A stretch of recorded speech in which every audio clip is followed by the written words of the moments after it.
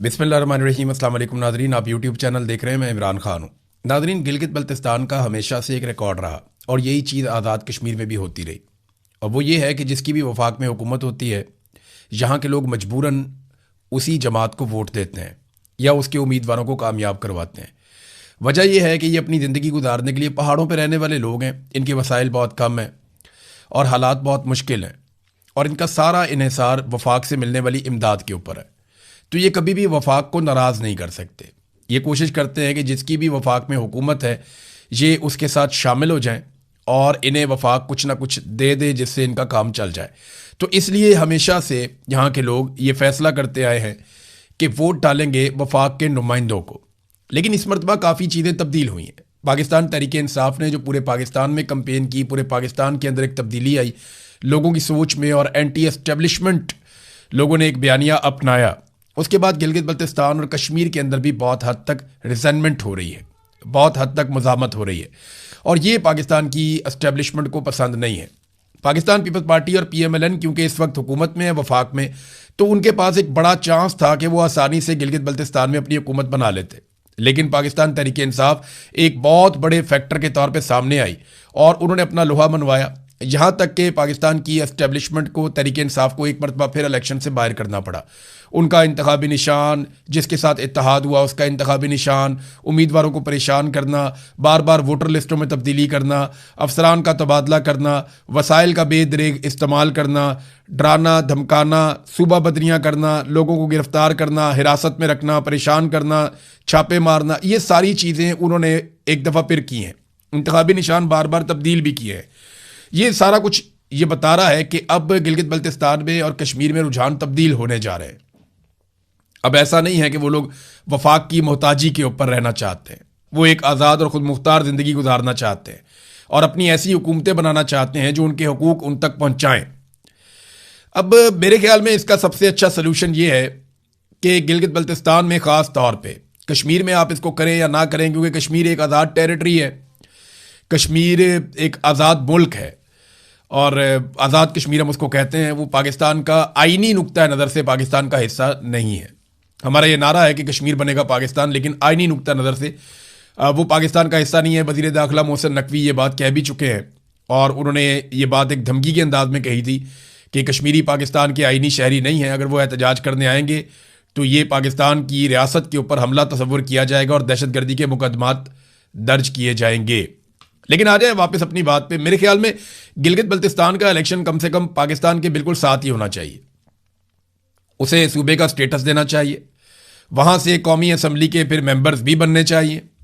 और गिलगित बल्तिस्तान का अगर वो आप नहीं कर सकते, मुकम्मल तौर पे उसे पाकिस्तान के साथ नहीं जोड़ सकते, एक मुतनाज़ टेरिटरी के तौर पे आप उसको देखते हैं, तो भी आपको कम से कम ये करना होगा कि उसका इलेक्शन पाकिस्तान के साथ ही हो जाए, ताकि वहाँ के लोग आज़ादी के साथ अपनी राय का इजहार कर सकें, बजाय इसके कि वो वफाक की तरफ देखते रहें कि जिसकी हुकूमत वहाँ पे बनेगी या जो भी वहाँ पे मुसल्लत किया जाएगा हमें भी अपने ऊपर उसी को बैठाना है। तो ये चीज़ मुस्तकबिल में होनी चाहिए।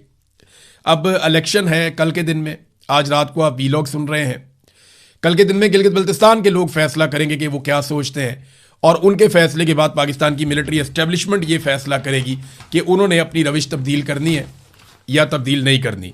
अब आ जाए ज़रा कश्मीर की जानिब। नादरीन, आज़ाद कश्मीर में कई मुकामात पर एहतजाज शुरू हो गया है, गिरफ्तारियां भी शुरू हो गई हैं। गिरफ्तारियों के हवाले से आज़ाद कश्मीर के तर्जुमान, जो IG के तर्जुमान हैं, उन्होंने एक स्टेटमेंट जारी किया और ये बताया कि 72 अफराद को गिरफ्तार किया गया है वहाँ पे आज़ाद कश्मीर में।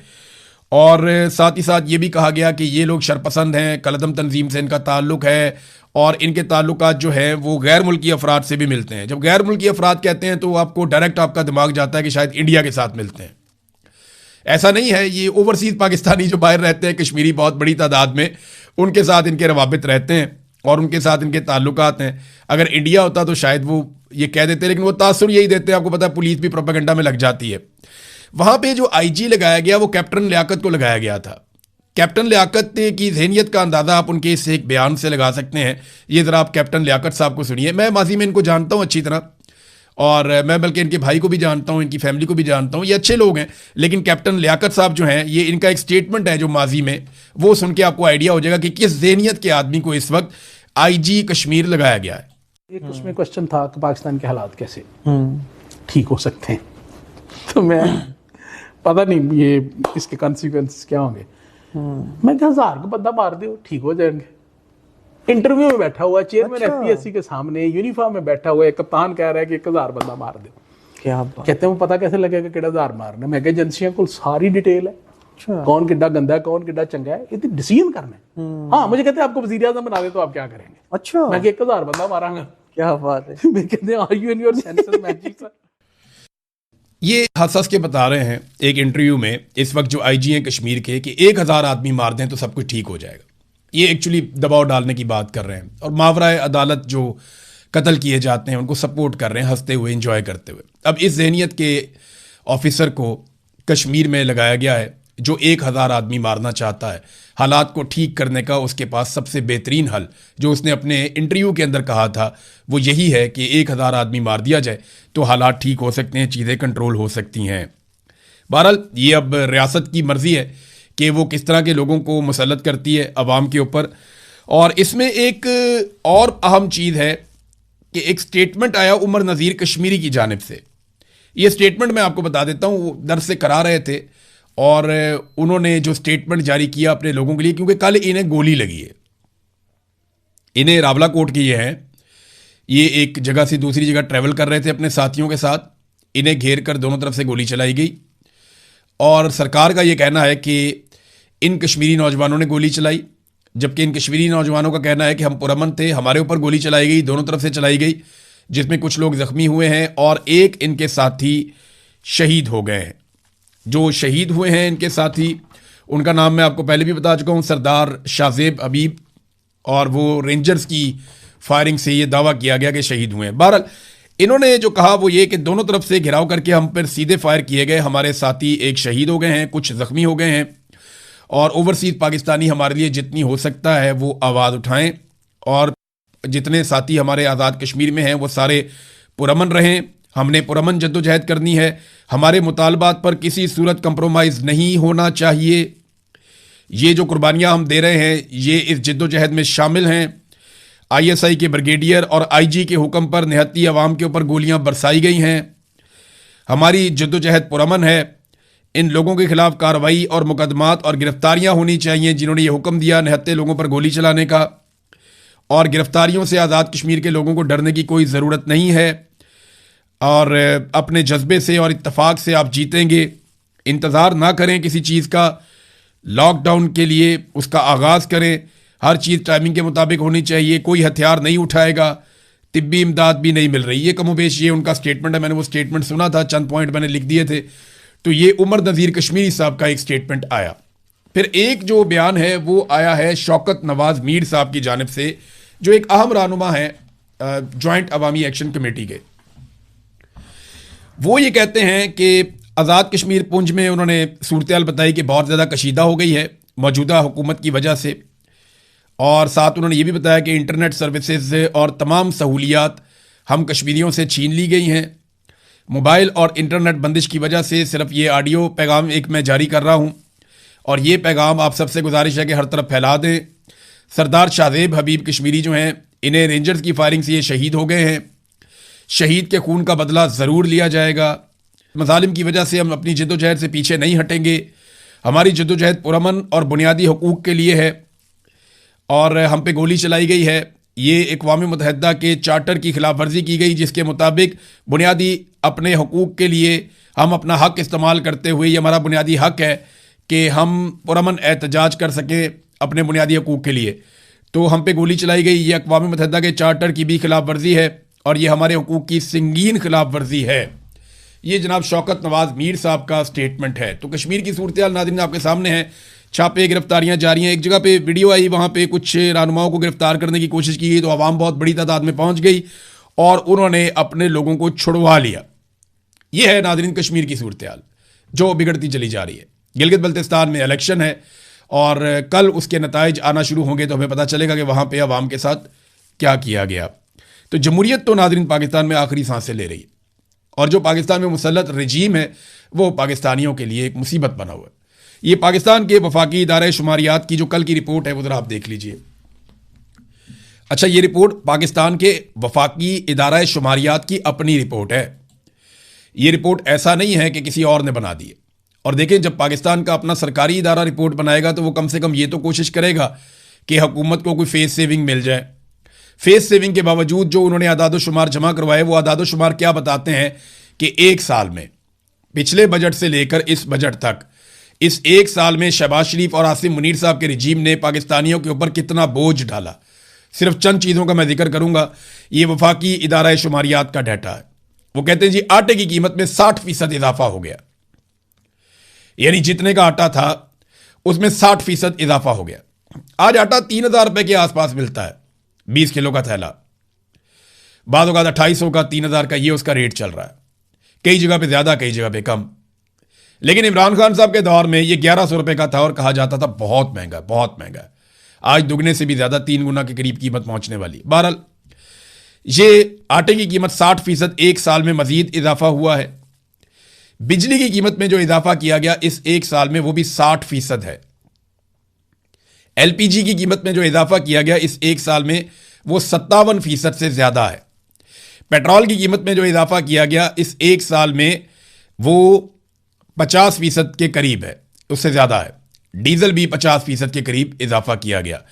ये नाजरीन ने कीमतों में इजाफा हुआ है गुज़िश्ता एक साल में पाकिस्तान में चीज़ों में, और बहुत सारी और चीज़ें हैं जिनमें इजाफा हो गया, और ये वफाकी इदारा शुमारियात की रिपोर्ट है। अब नाजरीन, पेट्रोलियम मसनूआत के ऊपर लेवी में मजीद इजाफा कर दिया, यानी पेट्रोल की लेवी को फिर से बढ़ा दिया गया पाकिस्तान में। और जो अब लेवी बढ़ाई गई है, इसके बाद जो पाकिस्तान में पेट्रोल की कीमत के ऊपर सिर्फ लेवी वसूल की जा रही है, वो 116 रुपए फी लीटर से जायद है। 116 रुपए फी लीटर से जायद सिर्फ लेवी वसूल की जा रही है। इसके साथ आप बाकी सारे टैक्सेस शामिल कर दें तो यहां पे पेट्रोल की 1 लीटर की कीमत जो इमरान खान साहब के दौर में थी, ये सिर्फ उतने टैक्सेस ले रहे हैं या उसके आसपास सिर्फ टैक्सेस ले रहे हैं पेट्रोल के ऊपर।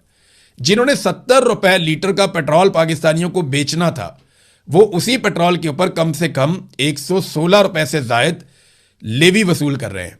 अमीर आदमी को रिलीफ दिया जा रहा है आने वाले बजट में, यानी जो बड़े लोगों पे टैक्सेस में कमी हो रही है, जो एक्सपोर्टर्स हैं बड़े बड़े, उनसे 1% एडवांस टैक्स लिया जाता था। मेरे ख्याल में वो भी एक ज्यादती थी, लेकिन वो टैक्स खत्म किया जा रहा है। गरीब के ऊपर टैक्सेस बढ़ाए जा रहे हैं, अमीर के ऊपर टैक्सेस खत्म किए जा रहे हैं। तो ये अलीट क्लास के लोगों की हुकूमत है, अलीट लोगों के लिए है। अमीरों की हुकूमत, अमीरों के लिए हुकूमत, अमीरों के मफादात, और गरीब आदमी को पीसने का सिलसिला जारी है।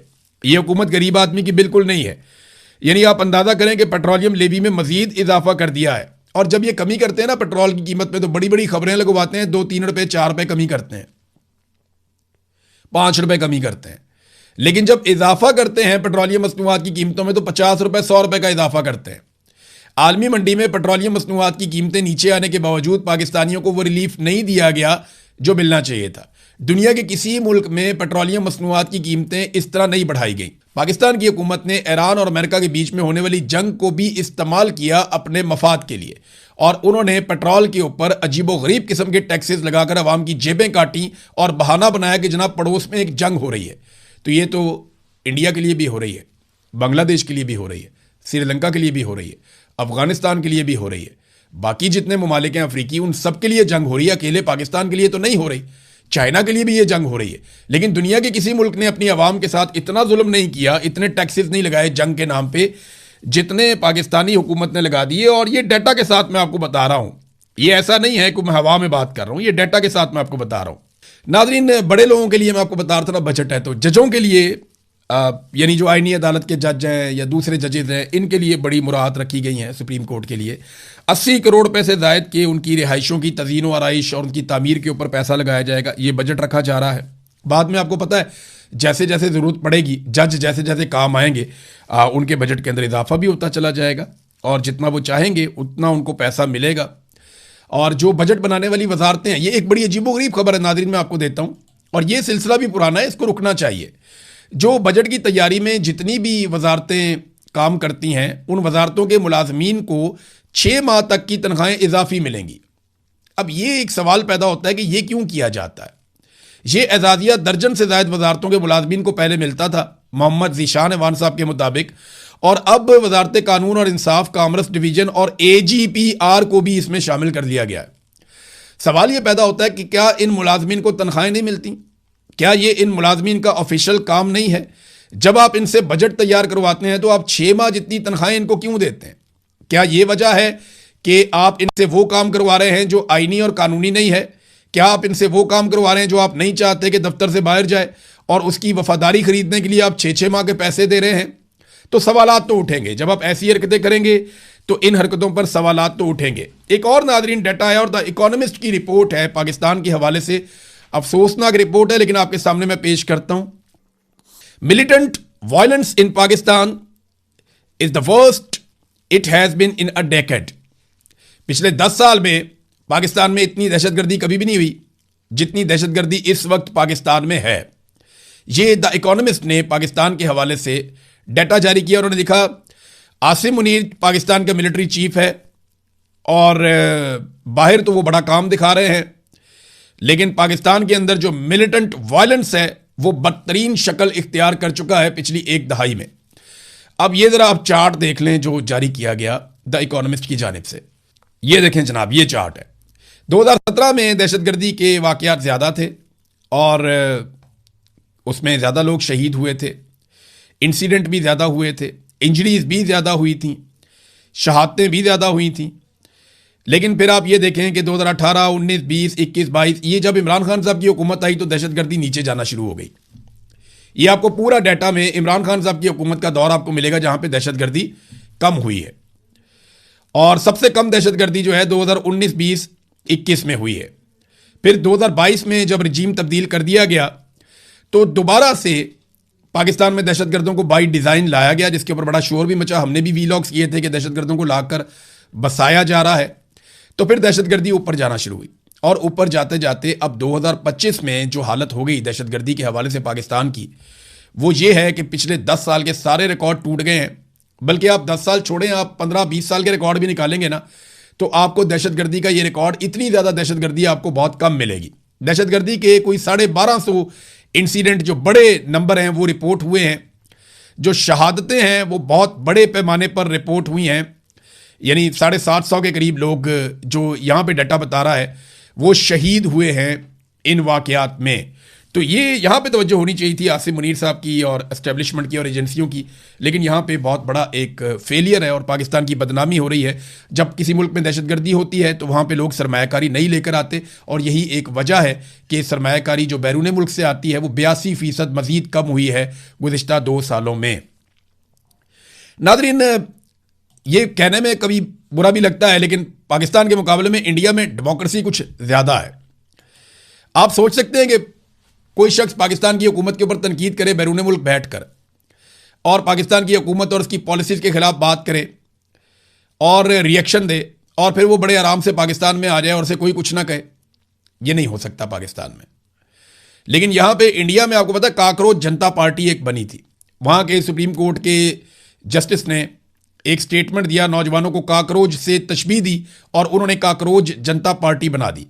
अब जो काकरोच जनता पार्टी का लीडर है वो जनाब पहुंच गया अपने एहतजाज को लीड करने के लिए भारत, और इस पार्टी ने सबसे तेजी से मकबूलियत हासिल की है सोशल मीडिया पर।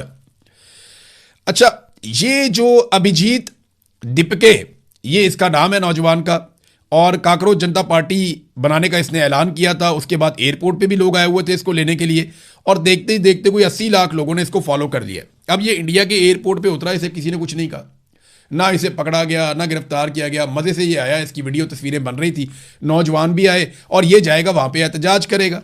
तो कम से कम जमहूरियत का भरम कायम रहना चाहिए। इंडिया में भी कोई इतनी जमहूरियत नहीं है। उन्होंने जो किया कश्मीरियों के साथ